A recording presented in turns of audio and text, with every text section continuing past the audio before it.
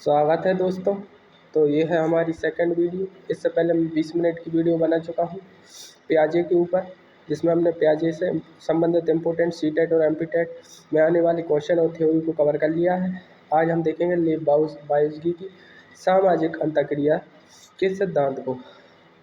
तो लेब बायोलॉजी के जो मुख्य विचार या की कंसेप्ट है वह देखते हैं। सबसे पहले वे बोलते हैं कि एक हंसमुख बच्चा पहले दूसरे लोगों यानी जैसे कि माता पिता हुए, शिक्षक हुए या जो भी उसके आसपास है जो वयस्क है और उसको गाइड कर सकता है, उससे कोई भी बात सुनता है और उसे अंतर मनोवैज्ञानिक रूप से यानी कि इंटर साइकोलॉजिकल रूप से अपने पास रखता है। यानी कि जैसे माता पिता उसको जिस प्रकार से बात समझाते हैं कि जानवरों को नहीं मारना चाहिए या कुत्तों को नहीं मारना चाहिए, इस प्रकार से, तो वह उसे अंतर मनोवैज्ञानिक रूप से यानी इंटर साइकोलॉजिकल रूप से अपने पास रखता है।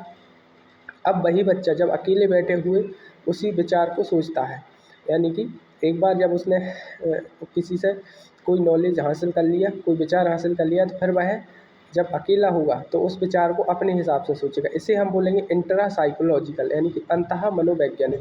तो ये दोनों ही टर्म इम्पोर्टेंट है और दोनों ही जो है एग्जाम में पूछी जाती है।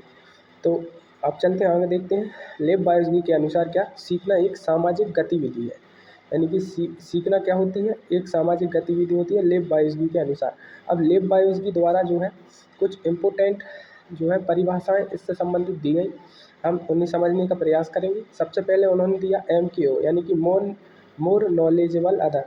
वह व्यक्ति जिसे सीखने वाले से अधिक अनुभव हो उसे हम मोर नॉलेजेबल अदर कहते हैं। जैसे कि कोई बच्चा है और एक शिक्षक है, तो शिक्षक को बच्चे से ज़्यादा नॉलेज होगा, तो उसकी स्थिति में बच्चे के लिए MKO यानी कि मोर नॉलेजेबल अदर कौन हो जाएगा, शिक्षक, या कोई दोस्त भी हो सकता है, छोटा भाई बहन या कंप्यूटर भी हो सकता है। तो इस प्रकार आप मोर नॉलेजेबल अदर यानी MKO को समझ गए होंगे। इसके बाद दो इम्पोर्टेंट है ZPD। तो जो ZPD का है यह कंसेप्ट सबसे ज़्यादा इम्पोर्टेंट होता है, जोन ऑफ प्रॉक्सिमल डेवलपमेंट इसका फुल फॉर्म है। इसका फुल फॉर्म भी कई परीक्षाओं में पूछा जाता है, तो इसे आप उस तरह से देखकर ध्यान रखेंगे। तो ZPD है क्या, तो यह वह दायरा है जहाँ बच्चा जो है लक्ष्य के करीब तो है लेकिन बिना मदद के उसे हासिल नहीं कर सकता। यानी कि बच्चा जो है प्रोग्रेस तो सही दिखा रहा है, लेकिन अब वह ऐसी स्थिति में आ चुका है जहां उसे मदद की आवश्यकता है, यानी किसी वयस्क की मदद की आवश्यकता है ताकि वह अपने लक्ष्य तक पहुंच सके। बच्चा क्या कर सकता है, बच्चा क्या नहीं कर सकता है, या फिर बच्चा क्या कर सकता है को हम ZPD में रखते हैं। तो मैं उम्मीद करता हूँ दोस्त आपको ZPD का जो है मीनिंग समझ में आया होगा। इसका फुल फॉर्म आपको याद रखना है, जोन ऑफ प्रॉक्सिमल डेवलपमेंट। और ये सब जो शब्द मैं आपको सिखा रहा हूँ यह लेब बायोलॉजी से संबंधित है, इस बात को भी आपको सीधा सीधा याद रखना है। MKO और ZPD के बाद हम देखते हैं स्कैफोल्डिंग। ये सबसे इम्पोर्टेंट शब्द है दोस्तों। स्कैफोल्डिंग से क्वेश्चन बन जाते हैं और यह लेब बायोलॉजी द्वारा दिया गया है। इसे हिंदी में हम पाड़ या ढांचा या मचाना के रूप में जानते हैं। तो स्कैफोल्डिंग होती क्या है, तो वयस्कों द्वारा अस्थायी सहायता यानी टेम्पररी सपोर्ट, जो कि MKO द्वारा दिया जाता है किसको, बच्चों को। यानी MKO आप पहले वाले शब्द से समझ गए होंगे, यानी कि जिसे बच्चे से ज़्यादा नॉलेज होगा, जो उसे बच्चे को सिखाने के काम में आएगा, वो क्या होगा, MKO यानी कि मोर नॉलेजेबल अदर। तो उसकी को हम वयस्क बोल सकते हैं। तो वयस्क द्वारा दी जाने वाली वह अस्थायी सहायता जिससे बच्चा सीख जाने के लिए सहायता लेता है, उसे स्कैफोल्डिंग बोलते हैं। और एक बार जब बच्चा चीज़ें सीख जाता है तो यह सहायता ऑटोमेटिक हटा ली जाती है। जैसे आप इस चित्र के माध्यम से समझ सकते हैं। अब कोई बच्चा जब साइकिल चलाना सीखता है तो वह साइकिल को बिना किसी सपोर्ट के यानी कोई उसके माता पिता के सपोर्ट के बगैर उसके पैडल नहीं मार सकता है। लेकिन जब 2-3 दिन तक लगातार माता पिता उसकी साइकिल का बैलेंस बनाते हैं, उसे पैडल मारना सिखाते हैं, और जब धीरे धीरे वह पैडल मारना सीख लेता है तो इसके बाद वह साइकिल चलाने लगता है। इसके बाद जो है उसे जो है MKO यानी कि मोर नॉलेजेबल अदर की आवश्यकता नहीं होती और वह साइकिल चलाने लगता है। तो इसी को बोलते हैं स्कैफोल्डिंग। लेब बायोलॉजी के अनुसार यही बहुत इंपॉर्टेंट है, तो इस शब्द को भी आप याद रखेंगे। चलिए आगे बढ़ते हैं। अब जो है हमारा जो है अगला है लेब बायोलॉजी का सांस्कृतिक उपकरण और भाषा के रूप में क्या सिद्धांत था। तो देखिए लेब बायस्की ने कुछ सांस्कृतिक उपकरण दिए यानी कल्चरल टूल दिए, जिन्हें हमने 2 दायरों में बाँटा है। एक तो टेक्निकल उपकरण हो जाते हैं और एक हो जाते हैं मनोवैज्ञानिक उपकरण। तो बेसिकली ये क्या है, बच्चे को सीखने के लिए जो चीज़ों की आवश्यकता होती है उन्हें सांस्कृतिक उपकरण के रूप में बाँटा गया है। हर संस्कृति अपने बच्चों को कुछ उपकरण देती है जिससे वो दुनिया को समझती है। उन्हीं को क्या कहा गया है, सांस्कृतिक उपकरण लेब बायस्की द्वारा कहा गया है। जैसे तकनीकी उपकरण, आप बहुत सिंपल तरीके से इसको समझ जाएँगे। तकनीक से आधारित यानी जिनमें टेक्नोलॉजी यूज़ हो रही हो, जैसे कैलकुलेटर हुआ, कंप्यूटर हुआ, और यहाँ पर किताबें भी आ सकती हैं। ठीक है।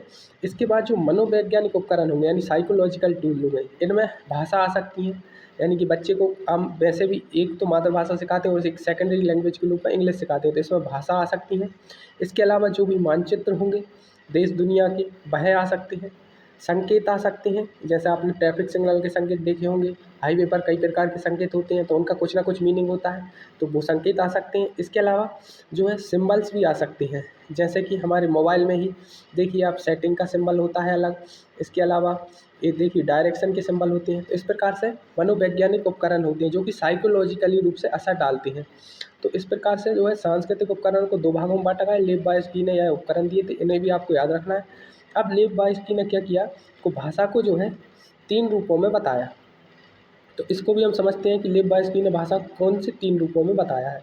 तो पहली तो होती है सोशल स्पीच, यानी कि बच्चा जब 2 वर्ष तक का होता है तो वह एक सोशल स्पीच में रहता है, बाहरी दुनिया से बात करने के लिए, यानी कि जैसे उसकी माँ जिस लैंग्वेज में बात कर रही है, आस-पास जो उसके पापा जिस लैंग्वेज में बात कर रहे हैं, बच्चे के लिए वह क्या है, एक सोशल स्पीच है और वह उसी लैंग्वेज में बात करता है। अब वह सोशल स्पीच में आप मातृभाषा भी समझ सकते हो, या होता क्या है कि हमारे देश में कई प्रकार की बोलियाँ हैं।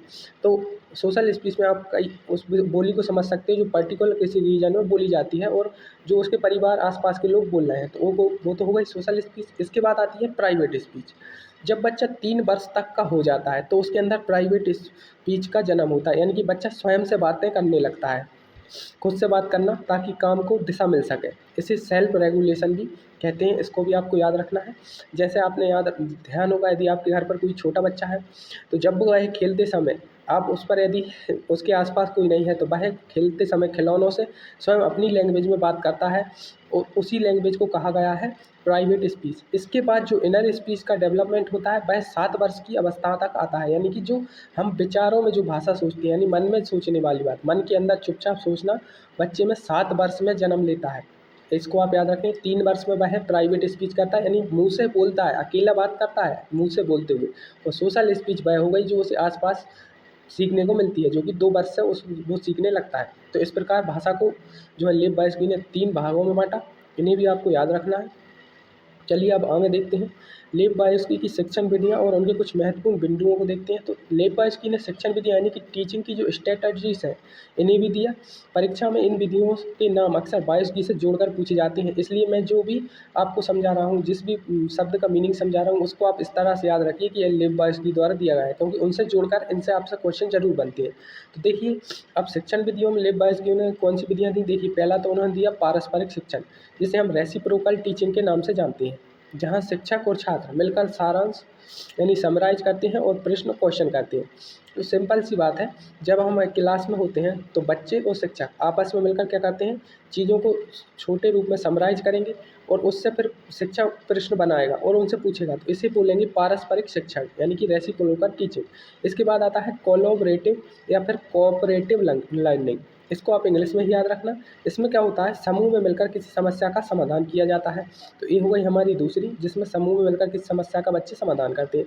इसके बाद आता है पीयर असिस्टेंट लर्निंग। इसमें क्या होता है, हम सहपाठी की मदद से बच्चा सीखता है, यानी कि हो सकता है, देखो व्यक्तिगत भिन्नता का सिद्धांत तो होता ही है, हर बच्चा एक जैसे लेवल पर नहीं होता, भले ही उम्र उसकी सेम हो, तो सहपाठियों से भी वह बहुत सी चीज़ें सीखने को उसको मिल जाती है, इसे बोलेंगे पीयर असिस्टेंट लर्निंग।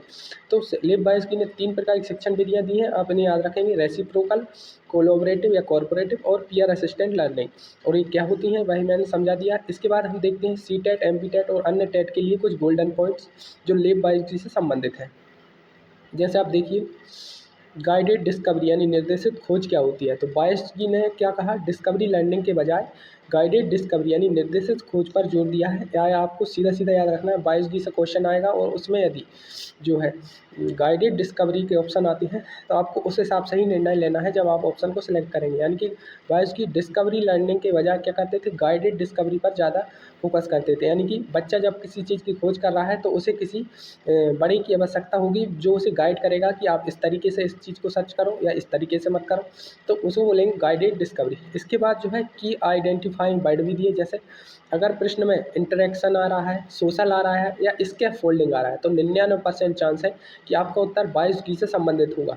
तो ये आपको सीधे सीधे याद रखने कीवर्ड, जैसे स्कैफोल्डिंग तो सीधा सीधा बहुत ज़्यादा पूछा जाता है और किससे संबंधित है, पाड़ या ढांचा की जो थ्योरी है वह 22 से संबंधित है, और सोशल यही भी 22 और इंटरेक्शन इसको भी आपको 22 से जोड़कर देखना है।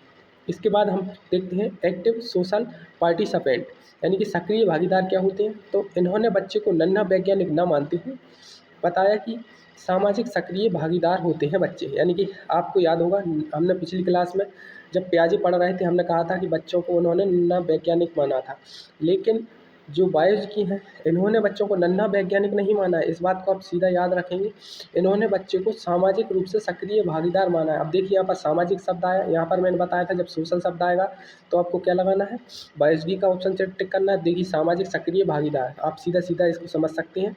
सामाजिक शब्द आता है, इसके फोल्डिंग आता है, इंटरेक्शन आता है, तो बायोलॉजी से संबंधित यह शब्द है। इसके अलावा एम की ओ आपको समझ में आना चाहिए, मोर नॉलेजेबल अदर का क्या कॉन्सेप्ट है। ये सारे कॉन्सेप्ट जो है बायोलॉजी से संबंधित हैं और आपको आनी चाहिए। चलिए आगे देखते हैं। अब हम देखते हैं, देखिए बायोलॉजी और पियाजे में कई बार बहुत सारी कन्फ्यूजन्स हो जाती है बच्चों को, तो इसलिए मैंने बायोलॉजी और पियाजे के बीच में क्या अंतर है इसको एक अच्छे तरीके से समझाने का प्रयास कर रहा हूँ मैं। आप देखते हैं आपको समझ आता है कि नहीं। देखिए मुख्य अंतर इनमें बायोलॉजी और पियाजे में क्या है देखते हैं। परीक्षा में इन दोनों के बीच अंतर अक्सर क्या होते हैं पूछे जाते हैं। तो देखिए विकास के आधार पर यदि हम इनके बीच में अंतर निकालें तो लिव बायोलॉजी क्या कहते हैं कि समाज और संस्कृति से ही क्या है बच्चे का विकास होगा। यानी कि यहाँ पर देखिए समाज आ गया ना, यानी सोशल आ गया, तो लिव बायोलॉजी है। और संस्कृति की भी 3 प्रकार उन्होंने बताए थे, तो यानी संस्कृति के भी उन्होंने उपकरण बताए थे जिसमें हमने टेक्निकल उपकरण देखे थे। तो समाज और संस्कृति आ गया तो लिव बायोलॉजी है। यानी बायोलॉजी ने बच्चों के विकास का आधार समाज और संस्कृति को माना है। पियाजे ने कैसे मैच्योरिटी को, देखिए पियाजे बार बार किस पर जोर दे रहे थे कि जब बच्चा 0 से 2 वर्ष का होगा तब उसमें ये गुण डेवलप होंगे, 2 से 7 का होगा तो कुछ अन्य गुण ये वाले आ जाएंगे, 7 से 11 का होगा तो इसमें ये गुण भी आ जाएंगे और 11 से ऊपर आने पर सारे गुण जो डेवलप हो जाएंगे। यानी जो पियाजे थे वह मैच्योरिटी यानी परिपक्वता पर जोर दे रहे थे। तो पियाजे जो है विकास का आधार क्या मान रहे थे, मैच्योरिटी को, और इसे एक जैविक कारक मान रहे थे यानी कि बायोलॉजिकल घटक के रूप में देख रहे थे। इसके बाद सीखना और विकास में देखिए क्या अंतर समझ आते हैं। बायोलॉजी कहते हैं पहले सीखना होता है और इसके बाद विकास आता है। यानी कि बायोलॉजी का कहना क्या है, जब मोर नॉलेजेबल अदर्स के द्वारा या इसके फोल्डिंग के जरिए बच्चे को सिखा दिया जाता है तो बच्चे का क्या हो जाता है, विकास हो जाता है। लेकिन मैंने आपको पियाजे वाली स्पीच में बताया था कि पियाजे क्या कहते थे, पहले विकास होता है इसके बाद बच्चे क्या करते हैं, अधिगम करते हैं यानी सीखना शुरू करते हैं। तो देखिए इनमें कितना इम्पोर्टेंट अंतर है। देखिए इसके अलावा भाषा के बारे में देखिए इनके विचार। भाषा के बारे में लिव बायोलॉजी कहते हैं कि भाषा विचार से पहले आती है और उसे दिशा देती है। यानी कि इनका कहना यह है कि जो भाषा होती है वह विचारों से पहले आ जाती है। यानी कि जो मन में हमारे विचार होते हैं उनसे पहले भाषा का जन्म हो जाता है और विचारों को जो दिशा देने का काम करती है वह भाषा ही करती है। यानी कि जो हम मन में थॉट लाते हैं वह पहले से नहीं आते, पहले हम भाषा सीखते हैं इसके बाद मन के थॉट सीख पाते हैं या कर पाते हैं। इसके अलावा पियाजे बोल रहे थे कि विचार भाषा से पहले ही आ जाते हैं। यानी पियाजे का मानना था कि बच्चे जो है मन में सोचना जो है भाषा सीखने से पहले ही शुरू कर देते हैं। तो ये भी इनके बीच में एक अंतर हुआ है। इसके बाद इन्होंने जो निजी बात का कंसेप्ट दिया वह देखिए, यह बच्चे के विकास के लिए सकारात्मक होता है।